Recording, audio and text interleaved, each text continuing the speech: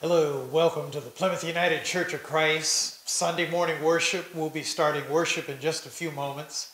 I'm Nick Hood, the pastor of the church, and today I'm going to preach a sermon from John 21 entitled 153 Big Fish. 153 Big Fish. During the 21st chapter of the book of John, John outlines a story. This is after the death of Jesus, where the disciples have gathered in the Galilee region, which is what Jesus told them to do after he died and was resurrected. And there they go fishing. This is before they realize Jesus is on the shore. Peter tells them he's going fishing. Everybody else says, well, we're going fishing too. And lo and behold, they fish all night, but they don't catch anything. But early in the morning, Jesus is on the shore, and he calls out to them. He says, have you caught any fish? And they say, no. He says, cast your net on the other side of the boat. They do that reluctantly, and lo and behold, they catch 153 fish.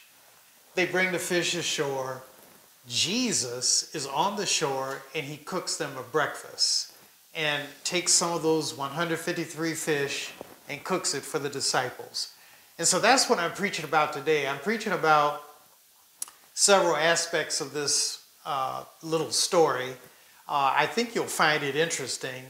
One of the big points I'm going to talk about is how do we grieve? I think that the reason why the disciples went fishing when they didn't see Jesus initially was they were grieving. And they worked out their grief through fishing. I don't know how you have worked out your grief, but if you are a human being, you are accustomed to grief. And, in my life, I buried every member of my nuclear family. My father, my mother, my sister, my two brothers. And I can tell you about grief. And I bet you could tell me about grief. So that's part of what I'm preaching about today, but I'm also going to talk about what does it mean for Jesus to tell them to cast the net on the other side of the boat. Sometimes, frankly, my friends, we just have to look at life a little differently, and that's what Jesus is telling them.